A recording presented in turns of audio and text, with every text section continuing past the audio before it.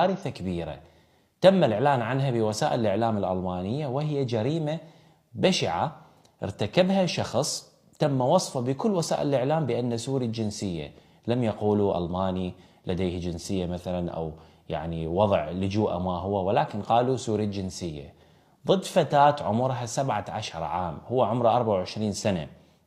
والقصة كما ترويها صحيفة بيلد فإن الضحية أيضا سورية عمرها 17 عام.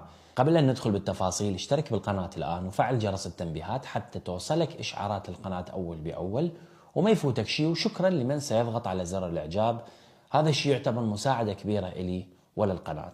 فالجاني اللي اسمه حمزة انفصل عن خطيبته وفسخت خطوبتهم لأسباب ما تم شرحها بالمصدر، ولكن يعني كل خطوبة ممكن تنتهي وهو ليس بالأمر الجلل. حمزة لم يتقبل فكرة